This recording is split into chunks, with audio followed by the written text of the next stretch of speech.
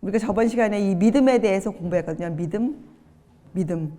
이 그리스도인들이 그렇게 말하기를 좋아하는 믿음. 이 믿음이 도대체 무엇이냐. 예수께서는 우리들에게 하시는 말씀이 믿음이 적은 영혼이라. 너희들이 그렇게 연약하고 우리가 예수님을 닮지 못하고 세상에 매어 살 수뿐이 없는 우리의 그 원인을 믿음이 적은 영혼이라 이렇게 말씀하셨잖아요. 여러분 겨자씨 아시잖아요. 겨자씨. 세상에서 가장 작은 씨앗 겨자씨. 진짜 작아요. 겨자씨. 너희에게 겨자씨만한 믿음이 있어도 이렇게 말씀하신 걸로 미루어보아 참 우리의 믿음이 이 적음이 참 이게 한탄할 정도예요. 믿음에. 자, 그래서 여러분 우리가 이 히브리서 10장 38절 오직 나의 의인은 믿음으로 말미암아 살리라. 믿음으로 말미암아 살리라. 여기 이 부분을 사도 바울께서 실예를 들어서 우리에게 이 믿음이 도대체 어떠한 삶이었다라는 것을 실례로 우리에게 이제 가르쳐 주시는 게 11장이에요. 11장. 여러분 11장을 읽어보면 이 믿음의 선배들이 쭉 등장해요. 근데 여러분이 읽어보셔서 아시겠지만 그리 아름답거나 그리 향내내는 인간적인 그러한 것은 절대로 아니에요. 읽어보면 정말 이 하나님의 은혜를 모르는 사람들이 이것을 읽으면 이게 뭐야 할 정도로 가혹할 정도의 그런 인생 사이들이 적혀져 있어요. 이 안에. 근데 그 11장 시작이 이렇게 시작해요. 믿음은 바라는 것들의 실상이요 보지 못하는 것들의 증거니 선진들이 이로써 증거를 얻었느니라. 그러니까 이로써 하니까 뭐예요? 선진들도 이 믿음으로 말미암아 증거를 얻었느니라. 우리가 이렇게 읽을 수 있지 않습니까? 그렇죠? 자, 믿음은 뭐예요? 하나님의 의인들은 믿음으로 살았는데 그 믿음은 바라는 것들의 실상이고 보지 못하는 것들의 증거라. 이렇게 결론을 지었는데 여기에 보면 이 바라는 것들의 실상, 이 실상이란 단어에 히브리어로는 인격체라는 뜻이 들어가 있어요. 인격체. 그래서 여러분 우리의 소망이 누구십니까? 예수님 아니세요? 그렇죠? 그래서 이거 믿음은 바로 예수님 자신이세요. 우리가 왜요? 믿음은 우리가 어떻게 배웠어요? 성경에서 말씀하고 계신 예수님, 그렇죠? 예수님을 믿는 그것이 믿음이거든요. 그래서 우리가 바라는 믿음, 우리가 가져야 할 믿음 바로 예수 믿음, 예수님 자신이세요. 그렇죠? 예수님께서 우리에게 그렇게 증거를 주셨어요. 증거를. 그것이 믿음이에요, 여러분. 자, 그래서 믿음은 그 예수님을 믿는 그 믿음 자체는 목적이 아니죠. 우리의 목적은 예수님이시잖아요. 그 믿음은 우리로 하여금 예수께로 가게 하는, 예수를 붙잡을 수 있는 그런 통로 역할을 해주죠. 수단. 그죠? 그래서 우리 믿음은 뭐예요? 우리의 보는 이 두 눈. 예수님을 볼 수 있는 우리의 눈. 그것이 믿음이에요. 예수님의 음성을 들을 수 있는 우리의 귀. 그죠? 또 예수님을 붙잡는 우리의 손. 그분을 위해 움직이는 우리의 그 발. 우리의 모든 것이 우리의 믿음을 가리키는, 우리 믿음을 표현할 수 있는 수단이죠. 그래서 우리들이 이 죄인들을 구하시려고, 나 같은 죄인을 구하시려고 그분께서 생명을 주셨다는 것을 우리가 붙잡는 것, 그것이 믿음이잖아요. 그래서 그것을 우리가 어떻게 합니까? 그분을 우리의 구세주로, 나의 구세주 영접하는 것, 그 이름을 믿는 자들, 다 같은 말이잖아요. 그렇죠? 여러분들이 이 믿음에 대해서 결론을 마음에 확실히 갖고 있기 위해서는 이 갈라디아서 2장, 5장, 그렇죠? 그리고 특별히 로마서 3장에 보면요, 이 믿음의 법이 등장해요. 믿음의 법, 그렇죠? 믿음으로 말미암아 우리가 그 하나님의 구속하신 은혜를, 그 의를 우리가 받을 수 있다. 참 잘 설명해 놓으셨어요. 로마서 3장에는. 근데 여러분 가만히 읽어보면 거기에 율법의 행위가 나와요. 그래서 제가 이것을 읽고 그래, 많은 사람들은, 저도 예전에 혼동했던 것이 율법의 행위와 믿음을 혼동했어요. 우리 그러지 않았습니까? 우리가 율법의 행위로 하는 것들을 간혹 우리가 그것을 믿음이라고 우리 스스로 혼동할 때가 있어요. 믿음은 그런 것이 아니에요. 믿음은 그 자체 믿음이에요. 믿음은 예수님을 붙잡는 순수한 것이어야 돼요. 믿음은. 거기에 우리가 행하는 어떤 행위, 특별히 율법의 행위, 율법을 믿고자 애쓰는 나의 어떤 몸부림, 이것은 믿음과 상관이 없어요. 그것은 믿음이 아니에요. 믿음은 순수해야 돼요. 믿음은. 그래야 우리가 주님을 순수하게 신뢰할 수 있거든요. 믿음은. 그래서 여러분 이 율법의 행위와 믿음을 잘 구분해 놓았어요. 로마서 3장에서. 특별히 또 4장에 올라가면 일하는 자에게는, 그죠? 이런 단어가 나오잖아요. 그건 뭐예요? 율법의 행위와 믿음을 우리에게 구별시켜 주신 거예요. 그죠? 그래서 로마서 3장 31절에 그런즉 우리가 믿음으로 말미암아 율법을 폐하느뇨? 그럴 수 없느니라. 도리어 율법을 굳게 세우느니라.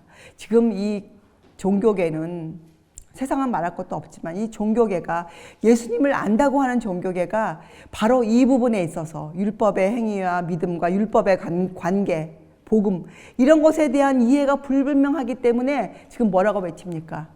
하나님의 법이 폐하여졌다고 외치고 있는 것이에요. 그래서 여러분들도 이 부분에 있어서 우리가 다 안다? 이런 건 있을 수 없어요. 그렇죠? 그래서 갈라디아서, 로마서, 히브리서는 우리가 정말 매일매일 마음에 다 품고 또 읽고 우리가 기억하고 따져보고 이렇게 해야 되는 그런 교리집이에요. 갈라디아서 5장 16절에 그리스도 예수 안에서는 할례나 무할례가 효력이 없대. 이걸 읽고 율법은 소용이 없구나. 이렇게 얘기하면 안 된다는 말씀입니다. 그렇죠? 예. 왜 그것을 효력이 없다고 했는지, 그렇죠? 효력이 없대. 사랑으로서 역사하는 믿음뿐이니라. 여러분, 그렇죠? 사랑으로서 역사하는 믿음. 우리가 사랑을 또 무엇이라고 배웁니까? 사랑은 뭐예요? 율법의 완성이에요. 이렇게 서로가 다 관계를 가지고 있어요. 우리가 율법의 완성이 무엇을 뜻하는지 모르면 다른 말로 사랑을 모르는 사람이란 것이 우리가 사랑을. 그래서 우리가 누구에 대해서 배웁니까? 예수님에 대해서 배우는 거예요. 예수께서 우리에게 베풀어 주신 그 사랑, 그 희생이 무엇인지 알아야 돼요. 우리가 갈라디아서 로마서를 공부했으니 이제 자세한 것들, 깊은 것들은 여러분 스스로가 성경을 펴고 또 여러분 마음에 어떠한 것이 올라올 때 그것들을 성경 말씀으로 여러분들이 세워나가는, 또 이해를 높여가는 그런 것들은 스스로가 하셔야 돼요. 그렇죠? 자, 그러나 우리가 오늘 이 자리에서 제가 여러분께 말씀드릴 수 있는 것은 우리가 갈라디아서, 로마서, 히브리서를 통해서 우리 마음에 확실하고 단순하고 명료하게 줘야 될 이해는 뭐냐? 나의 의인은, 예수께서 말씀하셨잖아요. 하나님께서 나의 의인은 믿음으로, 다른 거 아닙니다. 그렇죠? 어떤 행위가 아니에요. 믿음으로 말미암아 살리라, 이렇게 말씀하셨단 말입니다. 그래서 거기에 대해서 여러분들의 마음에 확고한 그 발판이 서 있어야 돼요. 그래야 우리가 무엇을 구별할 수 있을까요? 믿음과 감정을 구별할 수 있어요. 감정. 믿음과 감정. 충동을 우리가 제어할 수가 있어요. 이것이 되어야. 아니면 갑자기 올라오는 충동으로 우리가 움직일 수뿐이 없는 사람이 되어져요. 그렇죠? 믿음은 절대로 감정에 의지하고 있지 않습니다. 믿음은. 우리가 가지고 있어야 될 확신, 우리의 믿음, 증거는 어디 위에 서 있어야 하나요? 하나님께서 하신 말씀, 가라사대 여호와께서 이르시되, 이런 말씀의 근거를 두고 있어야 돼요. 우리가. 그렇죠? 그래야 우리가 어떻게 해요? 의심 없이 그 말씀을 우리의 것으로 주장할 수가 있죠. 그렇죠? 그래서 여러분, 어떤 때는 이런 생각이 들 때가 있어요. 뜻하는 대로 일이 되어지지 않고, 그렇죠? 뜻하는 대로, 우리가 뜻하는 대로, 또 모든 것이 멀리 것처럼 느껴질 때, 그 감정이죠. 느껴질 때 딱 마음에 기도할 생각이 안 들어요. 그렇게 될 때는 기도고 뭐고 다 제쳐놓고 그냥 살고 싶은 생각이 들어요. 아니면 딱 죽고 싶든지 이런 마음이 들 때가 있어요. 만사가 귀찮아질 때가. 아이에게 젖을 주고 싶지도 않은 그런 마음이 들 때가 있어요. 아무것도 하고 싶지 않을 때가 있어요. 마음에. 근데 그게 뭡니까? 그게 감정이거든요. 감정. 내가 느끼는 감정. 근데 우리는 그것에 상관없이 어떻게 움직여야 돼요? 오늘도 주님께서 나에게 살라고 하셨으니, 왜요? 우리가 어떻게 할 수 있어요? 오늘 우리에게 호흡을 주셨잖아요. 호흡을. 우리가 살 필요가 없는 사람이면 어떻게 해요? 우리 호흡이 끊겼을 텐데, 우리에게 오늘도 호흡을 주신 이유가 뭡니까? 우리에게 오늘도 인생을 주신 이유가 뭐예요? 성경에 하나님을 더듬어 찾으라는 거 아닙니까? 이런 말씀을 우리가 기억해낸다면, 하면 원칙대로 우리가 오늘 살 수 있을 것이에요. 그런 마음이 들고 정말 모든 것이 암울해 보일지라도 깊은 낭만 가운데 들어갈 수뿐이 없는 형편에 있을지라도 우리가 어떻게 해요? 주의 말씀을 기억해내고 그 원칙을 내 삶에 적용시켜서 오늘도 어떻게 해요? 떨리는 무릎을 세우고 힘없는 손에 힘을 주고, 그죠? 그것이 어떻게 우리가 하늘로부터 힘을 얻는 것이에요. 지혜를 얻는 것이에요. 그래서 여러분과 저의 믿음은 아주 단순해야 돼요. 여러분, 단순. 제가 사전 찾아보니까 복잡하지 않고 간단함 이렇게 적혀져 있어요. 자, 우리의 믿음은 단순해야 돼요. 믿음. 여러분, 단순하다 그래서 우리가 무지한 것입니까? 성경에는 우리가 어린아이처럼 믿으라는 단어가 있어요. 구절이 있어요. 이것 때문에 어떤 사람들은 예전에 어린아이처럼 살자. 그래서 어린아이처럼 기어다니자. 진짜 그런 또 종파가 있었어요. 지금 여러분 웃음이 나지만, 그렇게 잘못 믿으면 거기까지 생각이 허상으로 뻗어가는 거예요. 정말 그런 사람들이 있었어요. 어린아이처럼 살자 해가지고. 성경 말씀 그렇게 이해하고. 참 잘못된 오류들은 우리를 사람들을 참 이상한 곳으로 끌어가요. 자, 그런데 무슨 말씀입니까? 단순하다. 너희가 단순히 믿어라. 이건 무슨 말씀이에요, 여러분? 한번 생각해 보아요. 이건 뭡니까? 이것은 이 믿음의 과정은, 믿음의 작용은 참 단순해요. 바로 그것을 뜻하는 거예요. 이건 왜 단순합니까? 이것저것 믿으라고 하시지 않으셨어, 우리에게. 그죠? 우리에게 복잡한 어떤 것을 주지 않으셨어요. 우리에게 무엇을 주셨습니까? 너희가 본 바를 믿으라. 우리가 무엇을 봅니까? 우리가 무슨 실체를 봅니까? 믿음은 바라는 것의 실상이요. 우리는 우리 눈에 지금 보이지 않지만 보이지 아니하시는 분 예수님을 보고 믿는 것이에요. 예수님을 어떻게 해요? 성경 말씀을 통해서 그분의 생애를 보고 그분에 대해서 말씀을 하신 선지자들의 글을 우리가 믿고, 그렇죠? 우리가 그렇게 믿는 것이에요. 단순하게 그것을 단순하게 믿는 것이에요. 우리가 그렇게 믿으면, 성경에서 지시하신 대로 믿으면 복잡하지 않아요. 그런데 하나님께서 금하신 것들, 하나님께서 우리의 구원에 도움이 되지 않는 어떠한 하나님께서 펼쳐놓으시지 않은 사상들에 접근해 갈 때, 그죠? 그럴 때 참 모든 것이 복잡해져요. 모든 것이. 그러나 우리가 성경에서 제시하신 대로 믿으면 절대로 복잡하지 않아요. 단순하게 예수님을 믿는 것이에요. 그분의 생애가 여러분 감춰져 있지 않습니다. 성경을 통해서 자세하게 설명되어 있어요, 우리들에게. 그 말씀을 그대로 믿으면 돼요. 그래서 믿음이 우리 안에 들어와서 작용하는 그 단계도 참 간단해요. 복잡하지 않아요. 우리가 예수께서 우리에게 주신 그 피의 공로를 믿으면 어떻게 됩니까? 믿으면 보혜사 성령께서 우리에게 오세요. 그죠? 오셔서 우리에게 어떻게 해요? 복잡한 걸 가르치지 않으세요. 우리에게 무엇을 가르치세요? 우리의 죄의 문제를 가르치세요. 그리고 의를 가르치세요. 심판을 가르치시고. 그게 다예요. 뭐가 복잡합니까? 하나도 복잡하지 않는데 이것을 진리 그대로 받아들이지 않고 여기에 오류가 섞일 경우에는 굉장히 복잡해지죠. 굉장히. 그런데 여러분, 이 단순한 믿음, 예수님의 피의 공로, 예수께서 우리의 구수해 주라는 것을 단순히 믿을 때 어떻게 해요? 그때 우리에게 보혜사 성령께서 오세요. 성령께서 여러분과 제 마음에 작용을 하시면 그 결과가 어떠합니까?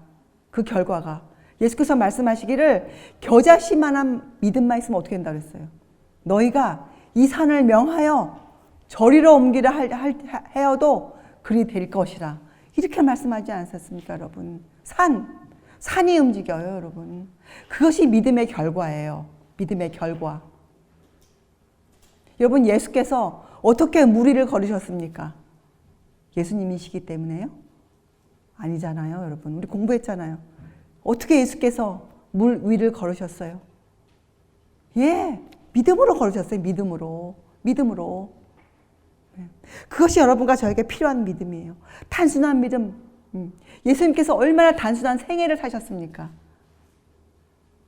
그분에게 옷이 단 3벌뿐이 없으셨다는 기록이 있어요. 옷이. 얼마나 단순한 삶이셨습니까? 여러분, 우리가 왜 생활을 개혁해야 합니까? 여러분, 우리가 예수님을 그렇게 믿고 예수님의 생애를 믿으면 예수님의 생애를 따라가고 싶은 마음이 간절해져요. 생애를. 자, 예수님을 본받고 싶어져요. 우리의 사상이 예수님의 생애로 꼴지어져요. 예수께서 하신 그 모든 것을 따르고 싶어지면 우리가 어떻게 되겠어요? 자연히 우리가 개혁을 하게 돼요. 우리의 생활이 어떻게 될까요?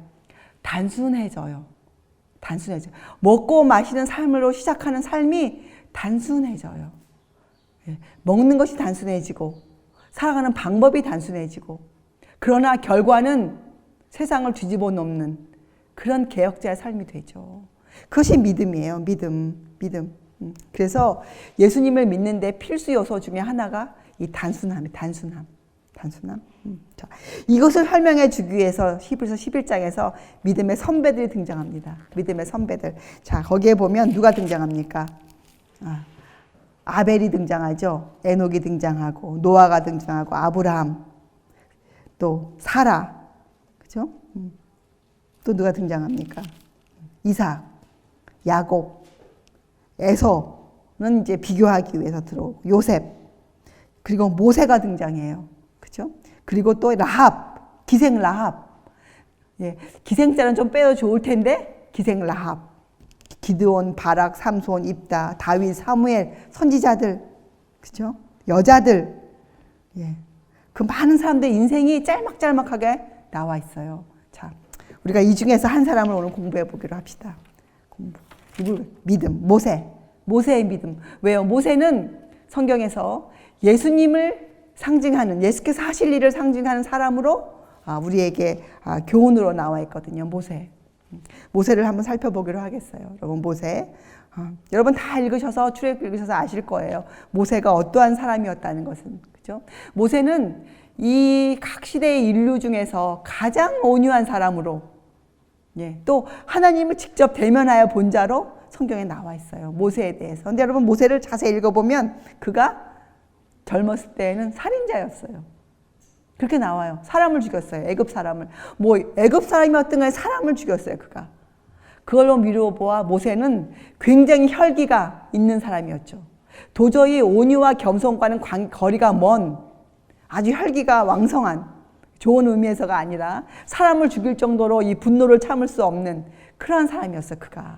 그가 40년을 애굽의 왕궁에서 왕자로 살았거든요. 그가 태어날 때부터 그는 특별한 사람이었어요. 그죠? 또 부모님은 아주 믿음에 특출한 사람들이었어요. 그 부모님들이 왜 모세를 그 갈대 상자에 가두어서 기르고 그 나라의 법이 그렇게 엄한데도, 예, 그들을 기를 수 있었을까요? 물론 믿음이지만 그들은 어디서 그 모세의 아버지 이름이 아므람이에요. 어머니 요게벳인데 그 두 사람이 어디서 믿음이 났을까요? 그들이 갖고 있던 그들의 글에 나와 있는 그 예언과 징조를 믿었던 사람들이었어요. 그래서 자기 아이를 보고 그들은 그 믿음을 키워나갔어요. 그래서 그 아이를, 모세를 낳아서 길렀잖아요. 그 당시에 아이를 기를 수 없었는데 특별한 아이였죠, 모세가. 그리고 모세는 어떻게 됐어요? 그 당시 가장 왕성한 나라 애굽의 공주의 아들. 그것도 역사를 살펴보면 보통 공주가 아니었어요. 그 공주는 바로의 딸이었던, 예, 여왕이 될 수도 있었던, 만약에 그 여자의 그 공주의 후계자가 있다면 왕이 될 수 있는 그러한 신분의, 그러한 공주의 아들로 이방이 되었잖아요. 모세가 특출한 아이였어요. 자, 그런데 그 모세가 40년을 왕궁에 살았거든요. 근데 하나님의 계획이 있었죠. 모세를 향해서. 모세는 앞으로 큰 일을 할 사람이었는데 그가 왕궁에서 40년 살았단 말이에요. 하나님께서 이 모세에게 가르칠 교훈이 있었어요. 모세에게. 그래서 모세는 그 애굽 사람을 죽인 후에 그가 어디로 갑니까? 예, 광야로 그가 도망가요. 근데 그냥 도망갔을까요? 왜 갔을까요? 모세가 깨닫고 도망갔어요. 자, 이 깨달음은, 이 믿음의 교훈은 아브라함도 배웠고, 그죠? 야곱도 배운 교훈이고, 여러분과 저도 꼭 배워야 하는 믿음의 교훈이에요. 그것 때문에 모세의 믿음이 등장합니다. 자, 모세는 무엇을 배웠어야 되나? 모세가 왜 그 애굽인을 죽였습니까? 모세는 본인의 사명을 알고 있었어요. 모세는 자기가 무슨 일을 해야 될지 알고 있었는데 모세가 모르는 것이 있어서 하나님 모세를 광야로 부르셨죠. 뭘 모세가 몰랐습니까? 모세는 그 계획은 그 하나님의 계획, 모세의 계획이 아니죠. 그것은 그 이스라엘 백성을 구원하시겠다는 그 하나님의 계획은 사람과 관계없이 하나님의 힘으로만 이루어져야 돼요. 그렇죠? 네. 여러분과 저도 지금 말씀을 통해서 이 마지막 시대에 우리가 무엇을 해야 하는지 우리가 깨달아 알았어요. 그러나 이 일은 누가 이루셔야 될 일입니까? 하나님께서 이루셔야 될 일이에요. 이것은 여러분과 저의 힘이나 우리의 의지나 우리의 능력으로 이루어질 일이 절대로 아니에요. 이것은 하나님께서 해주셔야 돼요. 우리가 그때까지 기다릴 수 있어야 돼요. 그때까지 우리가 살아내야 돼요. 그때까지 주의 사람으로.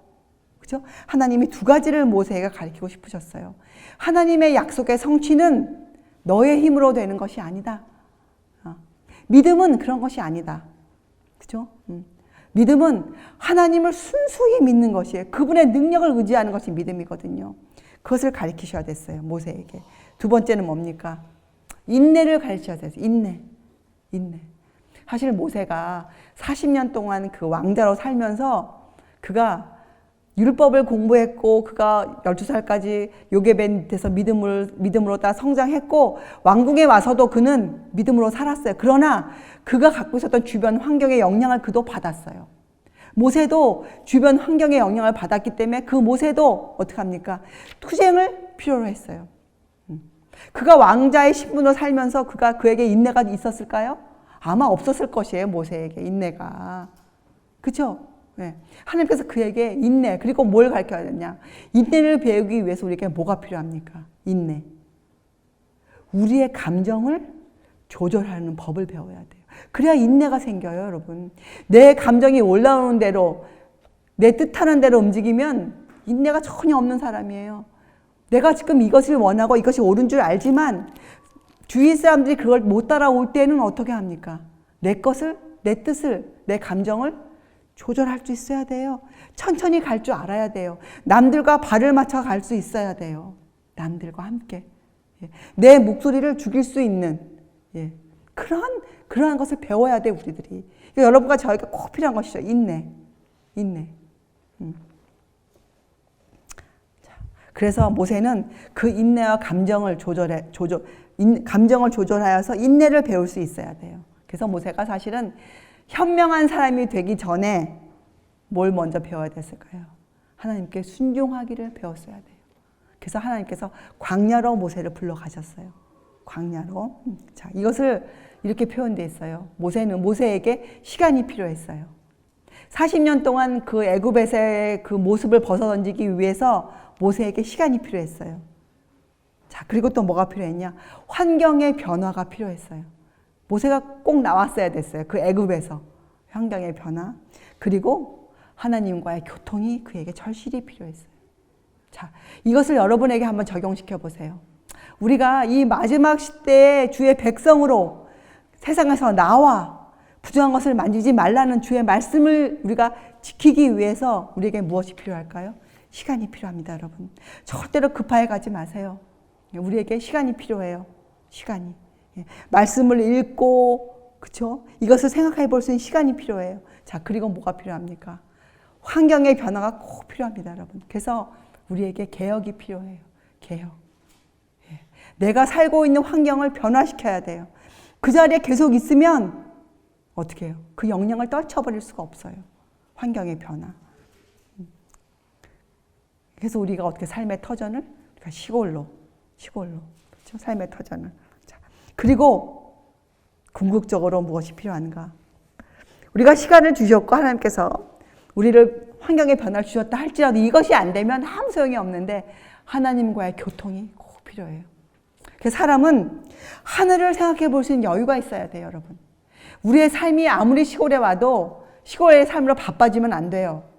그러면 우리가 하나님에 대해서, 하늘에 대해서 생각해 볼 여유가 없어져 버려요. 하늘. 생각해 볼 것이 많아요. 하늘은 어떤 곳일까? 예수께서 계신 곳인데, 성소인데, 이런 것들. 우리가 배운 것들을 실제적으로 생각해 보아야 돼요. 또 하늘에서 나에게 줄 상급. 우리 여기 히브리서 읽다 보면 6장에 나오잖아요. 그가 자기를 찾는 자에게 상 주시는 이심을 믿어야 할지니라. 하늘에서 나에게 주어질 상급들. 이런 것도 생각해 보면 이런 것들이 들어요. 이런 마음이 결론되어져요. 아, 저 하늘의 빛 가운데 행하는 것도 누구에게 달려있는 일이에요. 아, 누가 해야 돼요, 그거. 빛 가운데 행하는 것. 우리가 해야죠, 스스로. 또 우리에게 지금 주신 이 기회와 특권을 이용하는 것도 우리에게 달린 일이에요. 그렇죠? 주 예수 그리스도의 은혜와 그를 아는 지식 가운데 자라나는 것도 우리가 해야 될 일이에요. 이렇게 우리에게는 좀 여유가 있어야 돼요. 마음의 여유. 그렇죠? 쉬고 생각하고 묵상하고 이렇게 할 수 있는 여유가 필요해요, 여러분. 여유가. 우리의 삶의 여유가 있어야 돼요. 그래 하늘을 생각해 보죠. 하늘을. 자, 그래서 모세를 광야로 부르셨어요. 광야로. 모세 자신도 애굽에서 배웠던 오류들을 버리고 그 진리를 받아들이는 생활을 살아야 됐어요. 모세도. 그러니까 모세도 우리처럼 뭐가 필요했을까요? 그에게 꼴지어진 습관과 품성을 벗어던지기 위해서 투쟁이 필요했어요. 모세도 투쟁. 그래서 여러분 이 성경은 이 믿음장에는 많은 사람들의 믿음이 나와 있지만 더불어 우리에게 위로가 되는 장이에요. 위로, 용기가 되는 장이에요. 그 하나님께서 크게 쓰셨던 사람들도 하나님의 큰 일꾼들도 어떻게 해요? 우리처럼 똑같은 과정을 거쳐서 큰 사람이 되었어요. 큰 사람이. 예. 투쟁을 꼭 겪었어요. 투쟁. 그래서 여러분 우리가 이 피난처이신 예수님을 찾을 수 있는 그러한 지식이 있어야 돼요. 우리에게. 우리가 이 죄의 문제 때문에 우리가 예수님을 찾을 수 있어야 돼요. 그래서 우리가 자유함을, 죄에서 자유를 얻게 하는 그저 찬송가가 아니라 진실로 우리의 마음이 쉴 수 있는, 그래서 하늘을 생각할 수 있는. 여러분 우리가 그저 여가를 즐긴다 그래서 여가를 즐기는 쉼이 우리를 죄에서 자유케 하는 것이 아니거든요. 우리가 생각하는 그 쉼은, 여가는 무엇이에요? 하늘을 생각할 수 있는 여가예요. 하늘을 볼 수 있는 우리의 마음의 그 여유들. 우리가 이런 것들을 하게 되면 우리에게 어떻게 됩니까? 예수님께로 갈 수 있게 돼요. 예수께로. 자, 그러면 무엇이 보입니까? 우리의 연약함, 우리의 부족함이 점점 크게 보이죠. 우리의 죄의 흉악성이 어떻게 돼요? 예수께로 갔다 그래서 우리 죄를 사해 주셨다 그래서 우리 죄가 어떻게 돼요? 다 우리 죄를 용서해 주시지만 그 죄의 결과가 우리에게 어떻게 됩니까? 너무나 극명하게 그 죄가 우리에게 남겨진 그 상처들, 그 흔적들이 우리에게 너무나 크게 보이죠. 그죠? 이 죄의 결과들이, 죄의 흉악성. 예. 그래서 우리가 어떻게 됩니까? 마음이 애통한 자가 되는 거 아닙니까? 죄에 대해서. 그 죄에 대해서. 이 부분에 있어서 우리가 굉장히 예민해져야 돼요. 우리가. 자, 그러면 우리가 어떻게 돼요? 그 다음에 우리가 뭘 배웁니까? 주께서 주시는 그 아름다운 주님의 성품, 내 속에 이루어질 그 성품을 우리가 보게 돼요. 그것을 바라게 되죠. 소망이 생기죠. 내 안에. 그 예수님의 품성이, 저 아름다운 그 품성, 저렇게 온유하시고 겸손하신, 여러분 지금 예수님을 여러분들이 좀 제쳐넣어도 모세만큼만 된다 해도 우리 여러분 마음이 어떻겠어요? 예, 모세 같은 사람이 된다 그래도 여러분 마음이 어떻겠어요? 실제적으로. 근데 우리가 예수님과 같은 사람이 된다는, 그것이 우리에게 이루어진다는, 그것을 실제로 여러분이 마음에 담으세요. 예. 자, 그래서 우리에게 어떤 투쟁이 필요하냐? 우리의 잘못을 시정하고 나는 이 잘못을 꼭 고쳐야겠다. 나는 내 성품 안에 있는 이 잘못된 습관을 꼭 버려야겠다. 나는 그리고 바른 원칙을 따라, 내가 지금 이해 못해도 주께서 말씀하시는 원칙을 따라 살겠다라는 그런 확고함이, 그것에 대한 투쟁이 우리에게 필요해요. 그 투쟁. 왜 투쟁이 필요합니까? 어떻게 돼요? 사단은 어떻게 하겠어요? 그런 우리를 어떻게 해요? 우리를 계속 낭망시키기 위해서 어떻게 해요? 우리에게 여러 가지 유혹을 덫을 놓으려고 지금도 활동하고 있지 않습니까? 사단은 잠자고 있지 않아요? 사단은 성경에 지금도 열렬하게 활동하고 있어요. 사단은. 자, 그러면 우리가 어떻게 해야 돼요? 우리의 투쟁이. 예. 그래서 여기에 나오죠. 너희가 12장에 피 흘리기까지는 아직도 투쟁하지 않지 않았느냐. 우리가 곧 언제까지 투쟁해야 돼? 어디까지? 피 흘리기까지 우리의 모든 것을 내어놓고 우리가 투쟁해야 돼요. 여러분, 이것이 실제적인 삶이 되어야 되는데 우리에게 우리가 얼마나 기억력이 나쁜지 몰라요. 예. 성경을 읽고도 매일매일 먹지 않으면, 매일매일 주님의 살과 피를 먹지 않으면 우리가 이 투쟁에서 나약해져요. 여러분, 투쟁에서 승리하기 위해서 우리에게 결정적인 노력이 필요하단 말입니다. 우리가 그 투쟁에서 승리하기 위해서 예수께서 우리를 승리자가 되게 해주세요. 맞아요. 그러나 우리 스스로 해야 될 부분이 있지 않습니까? 죄를 버리는 것, 죄를 영원히 버리는 것, 이것은 우리가 해야 될 일이거든요. 그것을 하겠다는 결정적인 노력이 우리에게 확고해야 돼요. 우리에게. 그때 우리에게 성령께서 우리와 더불어 역사를 시작하실 수 있으시거든요. 자, 모세가 바로 이 훈련을 받기 위해서 모세가 이 훈련을 받기 위해서 광야로 부름을 받았어요. 그래서 그는 광야에서 무슨 직업을 갖고 살았습니까? 목자로 살았어요. 목자는 뭘 하는 사람이에요? 양을 돌보는 사람. 그래서 결국 우리가 돌보는 사람이 되어야 돼요. 돌볼 줄 아는 사람. 이웃들에게 유용한 사람. 나 혼자 가지 않는 사람. 이웃과 더불어 가는 사람. 그렇죠? 유용한 사람. 그래서 예수님께서도 여러분과 저를 앞으로 이 세상에서 유용하게 쓰시기 위해서 우리를 훈련시키셔야 돼요. 우리를 책망하셔야 돼요. 여러분 마음에 이 죄에 대한 책망이 크게 들려와야 돼요. 근데 사람은 반역적인 감정을 갖고 있어요. 그 말을 듣고 싶지 않아요. 그래서 옛날에 이스라엘 백성이 어떻게 했습니까? 이사야서에 보면 제발 부드러운 말을 좀 해다오. 내 귀에 듣기 좋은 소리만 좀 해다오. 내 잘못을 고하는 선지자들을 그들이 미워했어요. 지금 우리가 똑같아요. 어떤 사람이 누가 나에게 조금이라도 싫은 소리 하면 우리는 듣기 싫어해요. 금방 화가 나요. 네. 왜 그럴까요? 세대가 반역적이기 때문에 그래요. 반역적이기 때문에. 여러분, 그래서 하나님이 여러분과 저를 위해서 만들어 놓은 그 성장 계획이 있잖아요. 성장 계획. 영적 성장의 비결을 예수께서 말씀해 주셨어요. 교훈 가운데, 산상수훈 가운데. 그 간추려본 무엇이냐면 우리의 삶은 나누어 주는 삶이 되어야 돼요. 나만을 위해 사는 사람이 아니에요. 우리는 나만을 위해서. 또 우리 이 미니스트리만을 위해 사는 우리들이 아니에요. 우리는 남을 위하여 살 줄 알아야 돼요. 남을 위하여. 그 첫 번째가 뭐예요? 나누어 줄 수 있는 사람. 잠언서에 이런 말이 있죠. 남을 윤택하게 하는 자는 윤택하여지리라.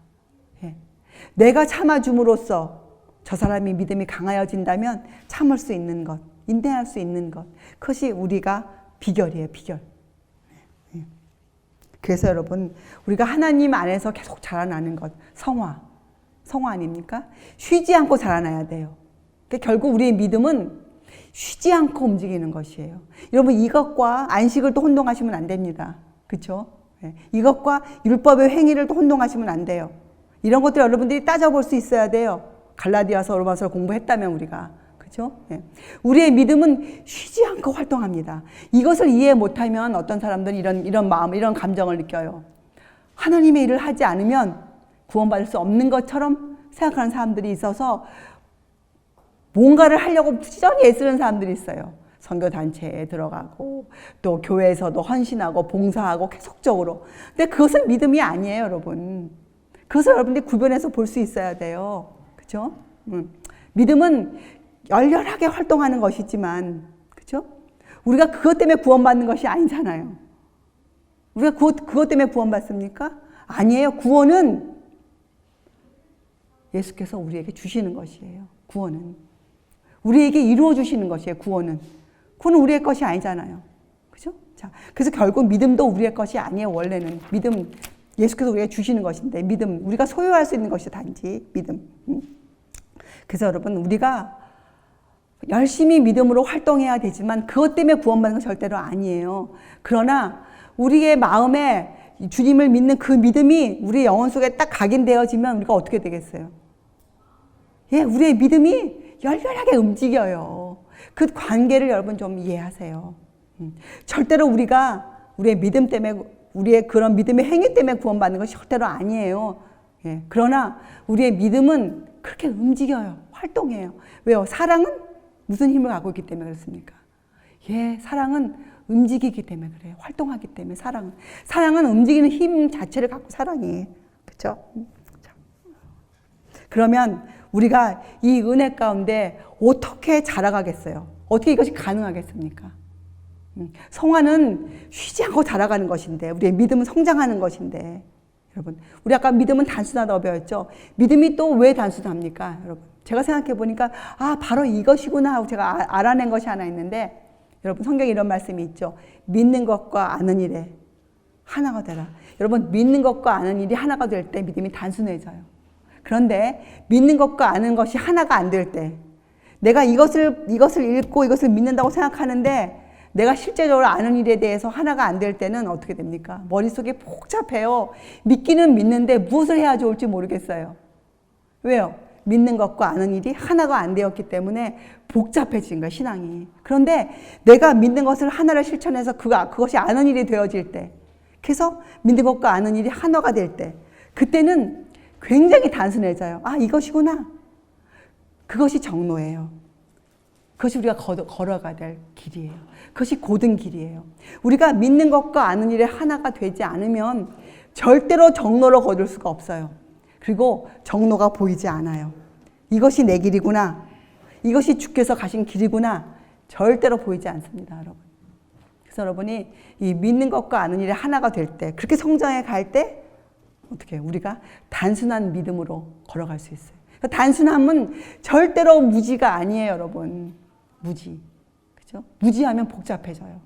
무지하면 이것도 믿고 저것도 믿고 이 말도 믿고 저 말도 믿기 때문에 굉장히 머릿속이 복잡해져요. 그러나 우리가 주의 말씀을 믿으면, 또 그 믿음을 실천하면, 그래서 그 믿음이 아는 일이 되어버리면, 그죠? 여러분, 믿는 것과 아는 일은 다르잖아요? 그죠? 예. 믿기는 믿는데 그것이 내 삶에 아는 일이 되어지지 않을 때에는 머리가 복잡해요. 그러나 믿는 바가 내 삶으로 인정되어질 때, 그때는 어떻게 돼요? 아주 단순해지죠. 예수님처럼. 자, 그리고 우리가 어떻게 그것을, 이제 거기까지 알았어요. 그래서 믿는 것을 우리가 아는 일로, 실제적인 삶으로 하나씩 실천해 갑니다. 그런데 어떻게 우리가 빨리 성장하는가? 그건 뭐겠어요? 인내를 배워야 돼, 인내. 우리 아까 공부했죠. 시간이 필요해요. 우리에게 시간.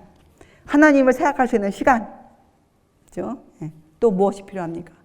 그래서 여러분, 무엇을 알았다고 해서 금방 성장하는 것이 아니에요.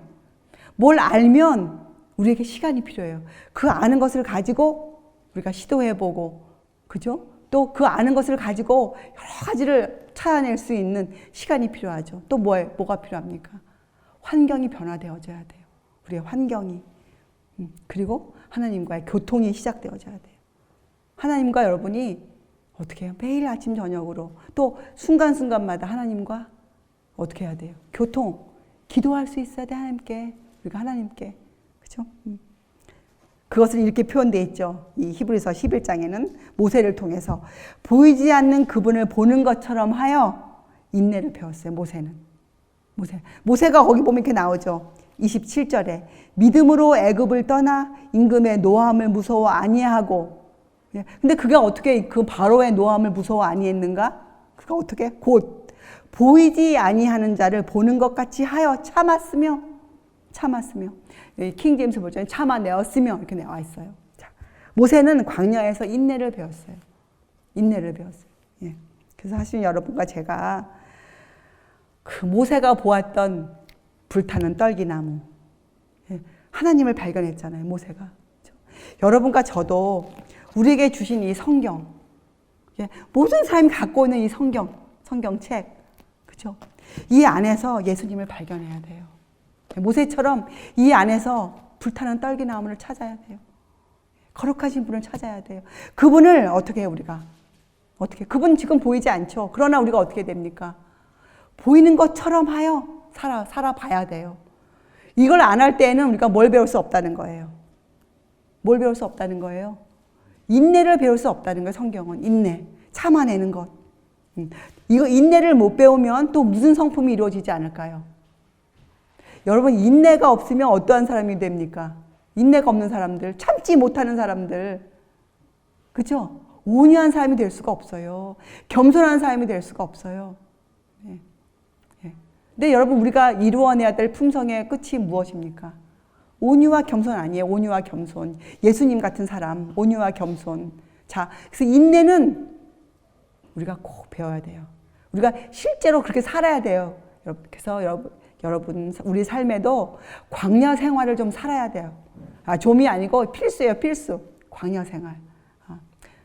이것을 하지 않으면 인내를 배울 수가 없어요. 인내. 참지를 못해요. 참지를 못해. 내 뜻대로 무엇이 이루어지지 않을 때, 내 뜻대로 어떤 일이 안 될 때, 그때 참지를 못해요.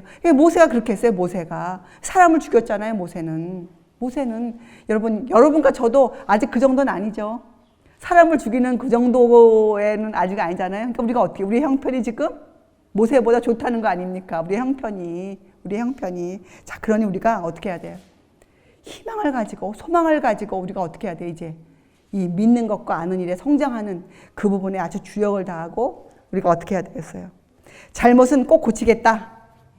내 삶의 잘못된 습관과 품성은 내가 꼭 고치겠다. 이렇게 결정적인 노력을 여러분들이 하겠다는 마음에 이 의지를 가지셔야 돼요. 내가 꼭 고치겠다. 우리 집안에 잘못된 것이 있어. 이것이야. 이것은 내가 꼭 고치겠다. 내가 이것을 꼭 이루겠다. 이런 마음의 결정적인 동기를 여러분들이 갖고 계셔야 돼요. 자, 이것이 이 11장의 말씀이에요. 히브리서 11장. 이 11장은 많은 사람들이 믿음장으로 좋아하는 장인데 이 사람들의 인생을 보십시오. 아름다운 본받고 싶은 인생이 있습니까? 톱으로 켜서 죽기도 하고 칼에 죽은 걸 다 하고 염소의 가죽을 입고 유리하고 궁핍과 환난과 학대를 받았다. 그들의 삶이 이 세 글자예요. 궁핍, 환난, 학대. 그것이 우리의 삶이에요. 그것이. 성경은 그렇게 말하고 있어, 우리에게. 자, 끝으로. 우리가 예수님을 찾아야 될 이 성경. 여러분, 성경은 참 이게요. 이 성경은 사람들의 약점.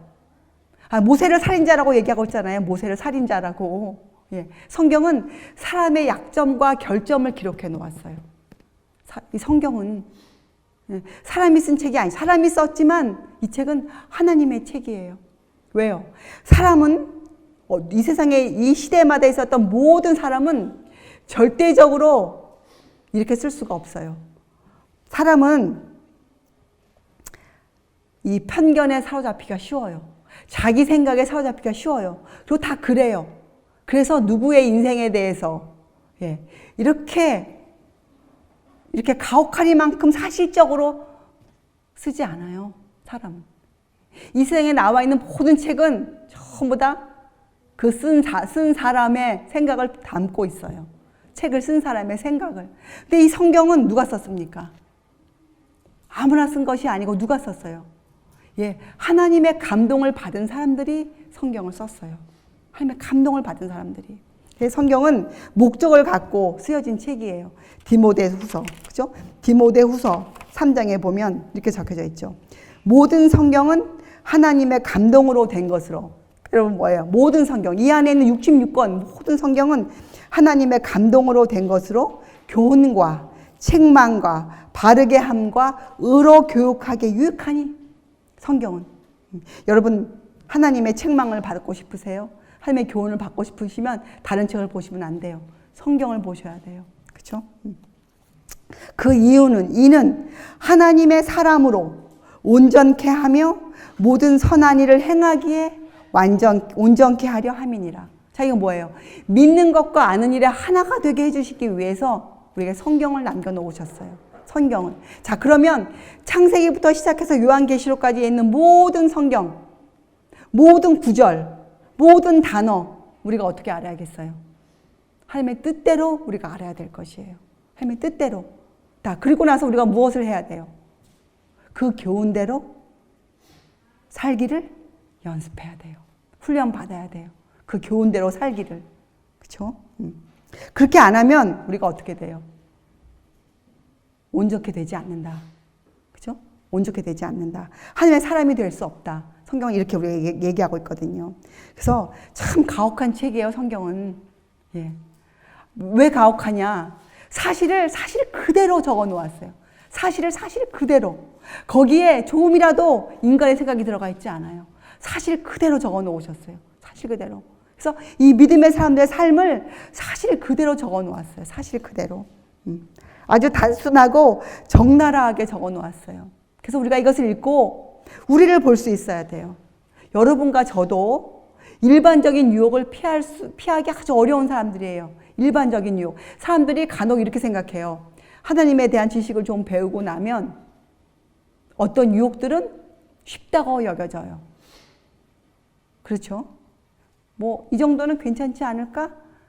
이런 교만한 마음이 들어요. 그러나 성경은 사도 바울이 뭐라고 말씀했어요? 빌립보서에 뭐라고 말씀했어요? 네. 내가 다 이루었다 함도 아니요 입이 얻었다 함도 아니로다. 나는 뭐예요? 예수님께 붙잡힌 바 된 그것을 붙잡으려고 달려가노라. 그렇게 그분이 고백했어요. 사도 바울께서 날마다 죽노라. 내가 날마다 죽노라. 그런데 언제 성경에서 너희에게 피할 수 있는 유혹이 괜찮다고 우리 마음을 잠재우는 그러한 말이 성경에는 조금도 없습니다, 여러분. 자, 우리는 그래서 이런 일반적인 유혹을 받기 쉬운 진토예요. 그저 흙에 불과해요, 여러분과 저는. 일반적인 유혹이 뭡니까? 우리 안에도 역겨운 이기심들이 있어요. 더러운 이기심들. 어제까지 저 사람 좋았었는데 갑자기 그 사람 싫어져요. 이런 이기심. 참 역겹죠? 정말 역겨워요. 저도 어떤 때 제 자신의 속에 있는 거 생각해보면 정말 역겨워요. 어떻게 그럴 수 있을까? 어떻게 입으로 말씀을 안다고 하고 말씀을 믿는다고 하면서 어떻게 이런 마음을 또 품을 수가 있을까? 참 역겨워요, 진짜. 토해내고 싶어요. 그런 투쟁이 우리에게 있고, 그죠? 완고함, 교만함.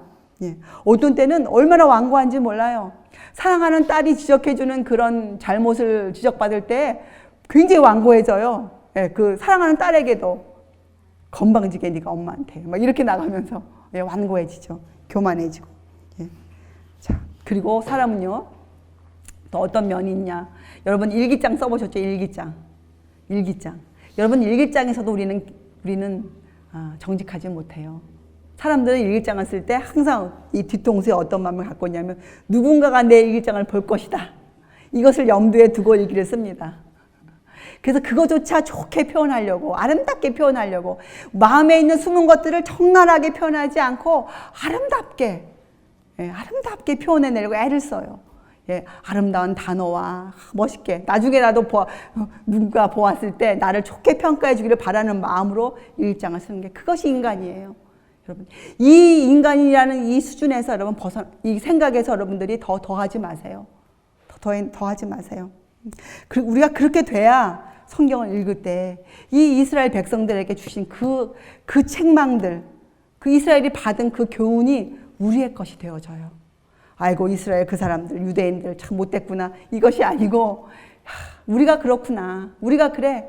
내가 그래. 내가 겨우 그것뿐이 안 되는 진토야. 흙덩이에 불과해.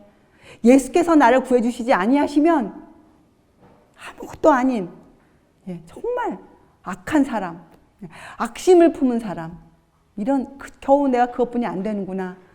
이것이 우리예요. 그래서 여러분 성경은 인간의 약점과 결함에 대해 적혀져 있거든요. 근데 성경은 또 우리에게 용기를 주고 있어요. 어떤 용기를 주고 있습니까? 그런 사람임에도 불구하고 어떻게 됐어요? 여러분 성경에는 소돔과 고모라가 멸망할 때 살아남았던 롯을 뭐라고 표현합니까? 그를 의인이라 이렇게 표현하고 있어요. 롯을. 그죠? 기생 라합, 그가 기생이었어요. 근데 의인의 반열에 서 있어요. 라합이. 그죠? 다말은요, 다말은. 그죠? 유다의 며느리 다말은. 예수님 족보에 올라가 있잖아요. 다말은. 여러분. 삼손도 예, 의인의 족보에 올라가 있지 않습니까? 그렇죠? 이름 없는 여자들도 여기 족보에 올라가 있고, 성경은 우리에게 어떠한 것을 줍니까? 우리에게 어떤 위로를 줍니까? 예, 그렇게 훌륭했던 믿음의 선배들도 다 똑같이 우리처럼 어떻게 해요? 같은 길을 걸었어요. 그들이 같은 길을. 예, 그래서 여러분, 그러니까 성경을 통해서 예, 이런 것들을 좀 면밀히 살펴보세요. 우리가 이런 것들을 면밀히 살펴보면 우리에게 어떤 위로가 생기느냐. 하나님께서는 죄 문제 때문에 애통해하는 자들을, 그들의 기도를 한 번도 6,000년 동안 한 번도 버리신 적이 없으셨어요. 이 죄 문제 때문에 예, 죄의 멍에를 벗지 못해서 애달바하는 인간의 그 음성을 하나님께서는 외면하신 적이 한 번도 없으셨어요. 아무리 연약하고 아무리 별 볼일 없는 사람이 드린 기도를 할지라도 그것이 그 죄 문제였다면 하나님 그 기도를 들으셨어요. 그리고 그를 구원하셨어요. 하나님께서. 그것이 성경에 나와 있는 믿음의 역사들이거든요. 선배들의. 그래서 우리가 그것을 보고 믿을진데 어떻게 합니까? 우리 자신에게도 우리의 죄 문제 때문에, 우리의 더러운 이기심 때문에, 우리의 이 완고함 때문에 죽게 엎드릴 때 우리에게 무엇이 약속되어 있다는 거예요? 하나님의 위로와 하나님의 소망이 우리에게 보장되어 있는 것이에요. 하늘나라를 우리에게 보장해 주세요. 우리에게 구원을 약속해 주세요. 하나님께서. 여러분, 우리 다 같이 마음에 용기를 내세요. 용기를 내세요. 우리가 이러한 것들을 깨달을 때, 하나님의 약속을 깨달을 때 우리에게 뭐가 생기는 줄 아세요? 우리 마음에 고든 길이 보이기 시작해요. 내가 걸어가야 될 길이 보여요. 내 믿음의 그 행로가 보여요. 내가 앞으로 이 땅에서 걸어가야 될 길, 내 삶이 걸어가야 될 광야들이 보여요. 그렇죠? 그리고 우리가 무엇을 봅니까? 우리를 인도해가는 그 빛을 발견하게 돼요. 여러분, 빛을 발견해서 뭐 빛이 우리 앞에 우리 길을 플래시라이터처럼 보여주는 게 아니잖아요. 그러니까 뭐예요? 우리를 인도할 빛이라는 게 뭐예요? 사단의 올무와 책략이 드러나죠. 그것을 볼 수 있죠. 사단이 지금 분명히 여기서 나를 걸 것이고 이런 위험성이 내 삶에 지금 존재하고 있고, 그렇죠? 내가 이것을 버리지 못하면, 내가 이러한 성품을 고치지 않으면 앞으로 나에게 이러한 위험성이 있을 것이고, 이런 것들이 보이잖아요. 이것이 우리를 인도해가는 빛이에요. 인도해가는 빛들. 그렇죠? 자, 그래서 여러분, 우리가 영생을 유업으로 얻기 위하여, 처음에 여러분과 제가 하늘을 소망으로 살고 하늘을 가기 위해서 우리가 할 일이 무엇일까요? 예, 하나님의 충고와 하나님의 뜻이 담겨져 있는 이 성경을 읽고 연구하고 그렇게 할 수 있어야 돼요. 그리고 그렇게 해야 돼요. 이 말씀에 따라야 돼요. 순종해야 돼요. 그것이 유일한 길이에요. 유일한 길. 자, 그래서 여러분, 우리들은 앞으로 어떻게 합니까? 우리의 삶에 존재하고 있는 죄의 흉악성들을 좀 보세요. 여러분이 갖고 있는 그 마음의 더러움들을, 여러분을 좀 그럴듯한 사람으로 보시지 마시고, 예? 우리가 뭘 알고 있다 할지라도 여러분 그 죄의 결과들을 좀 보세요. 여러분이 끼쳐놓은 죄의 결과들을 좀 보세요. 예. 그리고 어떻게 합니까? 우리의 의무를 깨달으세요. 우리의 의무가 뭡니까? 예, 하나님의 법에 순종하는 것이죠. 하나님의 법에 순종하는 게 우리의 의무예요. 자, 그게 다른 말로 하면 무슨 말입니까? 하나님의 법에 순종한다는 것은 죄를 영원히 버리는 것이에요. 그죠? 죄를 버려야 하나님의 법에 순종할 수가 있죠. 하나님의 법에 순종한다는 뜻은 우리가 죄를 영원히 버리는 것이에요. 죄를. 이것은 우리 스스로 해야 할 일이에요. 우리 스스로. 그죠? 자, 여러분, 앞으로 때가 되면 주께서 이 땅에 오실 것이고, 또 때가 되면 무슨 일이 생길까요? 우리가 한 모든 말과 우리의 모든 행위가 어떻게 해요? 심판을 받을 것이에요. 예, 옳았는지 아니면 글렀는지 악했는지 선한지를 하나님께서 심판하실 것인데, 그죠? 심판하실 것인데. 그러니까 무엇을 심판하신다는 거예요? 무엇을? 예, 우리의 말과 행동, 한 단어로 하면 무엇을 심판하시는 거예요? 우리의 품성, 우리의 성질 머리를 심판하실 거예요. 우리가 남을 어떻게 취급해 줬는지, 예, 우리의 마음의 동기가 무엇이었는지 이런 것들을 심판하세요. 우리의 품성을 엄밀하게 성소의 저울로 우리를 달아보실 것이에요. 성소의 저울로. 그렇죠, 여러분? 그날이 어쩌면 지금 우리 머리 위로 지나가고 있는지도 몰라요. 우리가 어떻게 압니까? 성경 말씀에. 그죠? 여러분, 하늘을 보고 산다는 것은 그런 일을 염두에 두고 산다는 것이에요. 그죠? 하늘에서 행하여지고 있는 일들을 염두에 두고 살고 있다는 것이잖아요. 자, 이제 여러분, 우리가 이 엄밀한 이 심판을 이 조사하는 과정을 견딜 우리의 품성을 완성케 하기 위해서 성경이 필요하다고 우리에게 말씀하고 계시잖아요. 성경은 우리를 바르게 함과 교훈과 책망과 의로 교육하기 유익하다. 성경 말씀이. 그래서 우리는 성경을 통해서 주님의 음성을 들을 수 있어야 돼요. 우리들은. 그것이 믿음의 사람들이 한 일이었어요. 믿음의 사람들이. 여러분, 아담의 시대로부터 지금 우리가 살고 있는 2016년도에 이르기까지 인간은 그저 인간이에요. 더 나은 인간도 없었고 덜 못한 인간도 없었어요. 똑같았어요. 뭐가 똑같았다는 거예요? 그 마음이 똑같았단 말이에요. 마음이. 그렇죠? 그러나 여러분, 하나님의 사랑은 어떻게 됐습니까? 사랑 또한 각 시대를 통해서 어떻게 해요? 변함없이 흘렀어요. 모세에게만 사랑을 주고 모세만 만나주신 분이 아니셨어요. 그렇잖아요? 하나님의 사랑은 변함없이 비할 데 없이 컸어요. 항상. 어떻게 보면 지금 이 시대에 가장 큰 사랑을 우리에게 베푸시고 계시죠. 지금 우리에게. 그렇죠? 우리가 믿음의 눈으로 볼 수 있다면. 그래서 여러분, 저는 정말 이제 우리가 하나님께서 주신 이 환경 속에서 시간을 더 가지고 나를 돌아볼 시간, 그죠? 또 하늘을 생각해 볼 수 있는 시간, 여유들, 마음의 여유들. 그래서 우리가 무엇을 이루어내고 싶은가? 우리 모두 각자 개인들이 하나님과의 아주 긴밀한 교제. 여러분, 각자가 하나님과 긴밀히 교제하는 사람.